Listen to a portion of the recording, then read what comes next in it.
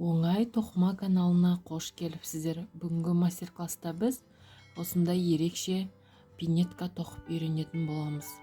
Бұл пинетка бір жарым жасқа арналып тоқылған. Бізге қажетті заттар: крючок номер 3, және де 2 түрлі жіп, белгілеуге арналған маркер мен сантиметрлік лента қажет болады. Осындай ерекше пинетканы бірге тоқып үйренейік. Соңына дейін менімен бірге болыңыздар. Крючокқа жіпті ілдіреміз.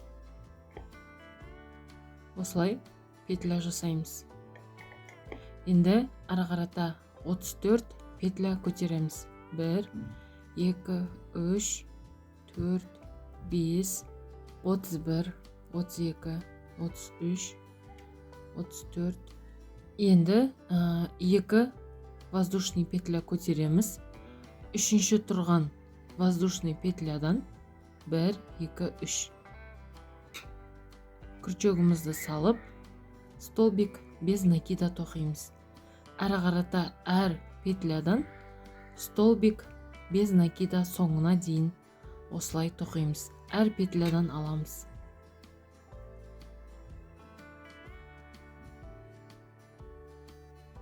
Соңына дейін келдім. Енді жұмысымызды айналдырамыз осылай. Бір воздушный петля көтереміз. Бірінші тұрған неке осындай. Бірінші тұрған петлядан барлығын крючокты салып кіргізіп аламыз. Енді келесі тұрған петлядан түгел емес. Қараймыз жоғарысына. 2 өрілген тұр міне. Осының мына жағынан аламыз. Келесісінде солай. Соңына дейін жарты өрілген петлядан аламыз. Соңына дейін дәл осылай тоқитын боламыз. Міне соңғы жағына келдім. Бір петля қалды. Бір петляны жартысынан емес, түгел крючокты салып, осылай жіпті шығарып алатын боламыз. Мінекей. Енді ақ түсті жібімізден ауыстырып аламыз.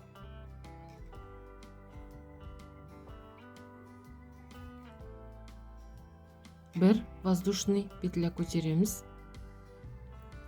Жұмысымызды кері айналдырамыз. Бірінші тұрған петлядан түгел аламыз. Одан кейінгі петлядан жаңағыдай жарты петля, жарты жағынан алатын боламыз. Дәл осылай соңына дейін ақ түсті жібімізді аяқтаймыз. Соңында тағы да түгел аламыз. Бір воздушный петля көтеретін боламыз. Ақты соңына дейін тоқып, бір петля көтердім. Жұмысымызды кері айналдырамыз. Енді қайтадан бірінші тұрған петлядан түгел аламыз. Келесі тұрған петляның жартысынан аламыз. Дәл осылай жұмысымызды жалғастыра береміз. Өзіңізге қажетті өлшемге келгенше осылай тоқылатын болады. Мен 2 ақ, 2 күлгін түстіні араластырып тоқып жатырмын. Қазір 2 ақ қатар тоқимын, 2 күлгін, 2 ақ, 2 күлгін. Дәл осылай мен 18 қатар тоқитын боламын. Мінекей мен 18 қатар тоқып алдым. 2 түсті араластыра отырып. Әр қатар, әр түс 2 қатардан. Енді ортасын белгілеп аламыз. 34 петля көтердік. 34-тің жартысы 17. 17 петля тоқимыз. Столбик без накидамен. Міне осылай бұрышынан бастаймыз.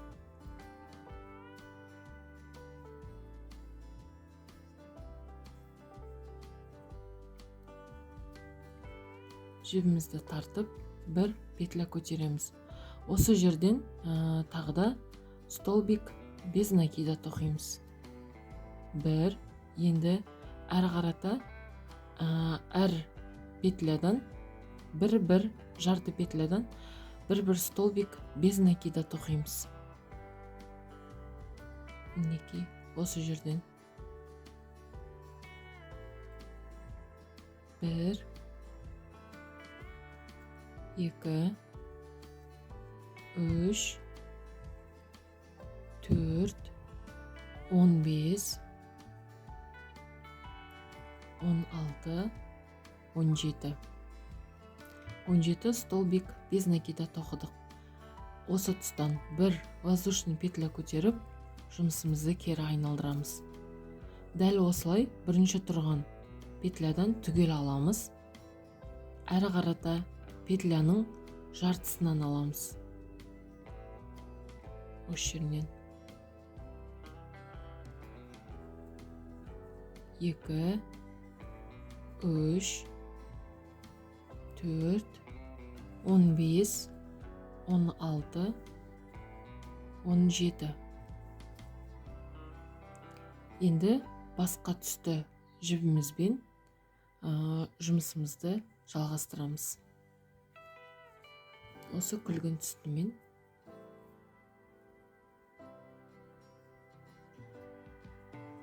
мінекей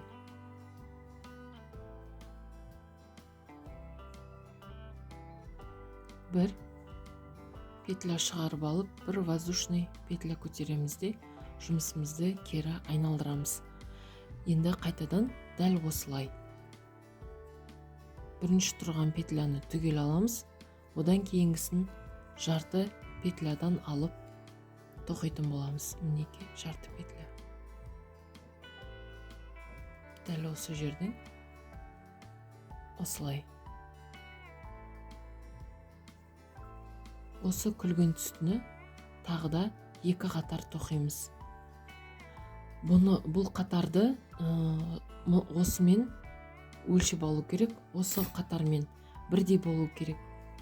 Бұл қатардан 16 тоқимыз. 2 ақ, 2 күлгін. Дәл осылай айналдырып. Қазір біз 2 ақты тоқыдық. Енді ары қарата күлгіннен ақтан бастап санаған кезде 16 қатар араластырып, 2 түсті жіпті өзіміз дәл осылай тоқитын боламыз. Мінекей мен тоқып бітірдім. Қазір өлшеп көрсетемін.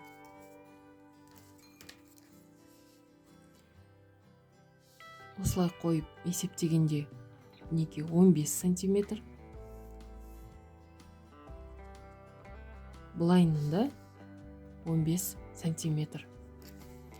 Мұна бұрышы тік болу керек. Бұл бізде 7,5 сантиметр. Мұна жағы да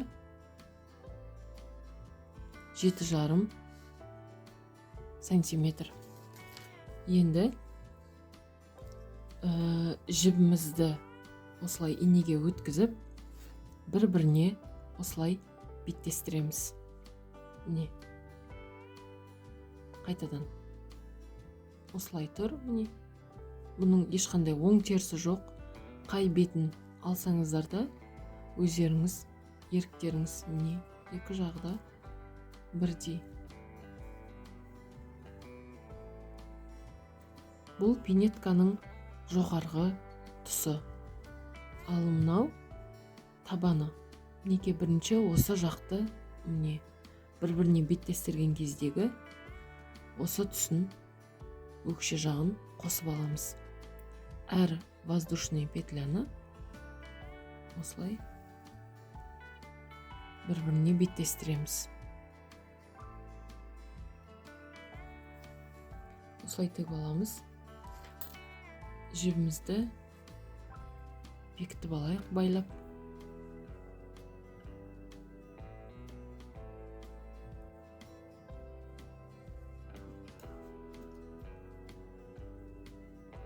Енді әр петлядан осылай иненің көмегімен бір-біріне қосатын боламыз.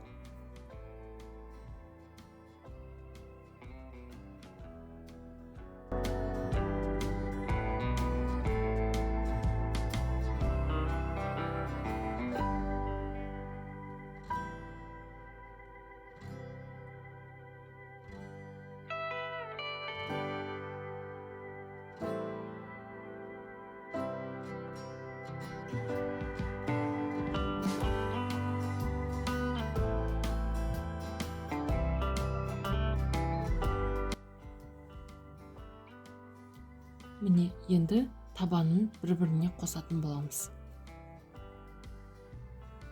Бұл да дәл осылай әр петляны бір-біріне біріктіріп шығамыз.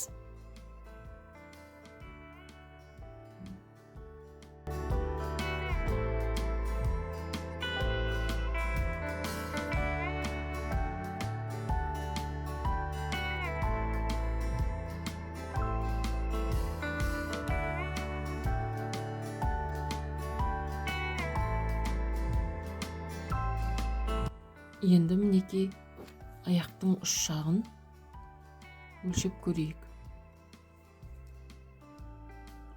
Міне мынау тіккен жеріміз 7 сантиметр. Осы жерден тоқтатамыз табанын тоқуды. Енді былай үш бұрыштап бұрышына инемізді кіргізіп аламыз осылай.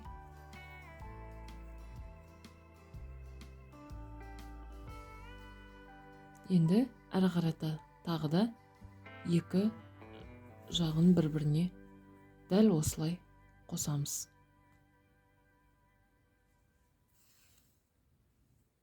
Мына жақ және де мына жағын бір-біріне қосамыз. Дайын болғанын қазір көрсететін боламын. Соңына дейін тоқыдым. 2-3 бұрышта мінекей.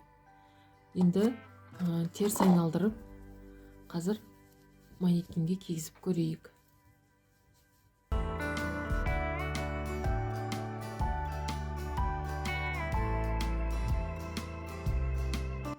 Неге осындай пинеткамыз дайын болды. 1-1,5 жасқа арналған. Бұның өлшемі әр қалай болады. Сіздердің тоқыған ұзындықтарыңызға байланысты өз өлшемдеріңізді шығарып алсаңыздар болады. Түсінбеген сұрақтарыңызды комментарийге жазсаңыздар, мен міндетті түрде жауап беретін боламын. Сіздермен бірге болған Жансая. Маған лайк басып, тіркеліп, достарыңызбен бөлісуді ұмытпаңыздар.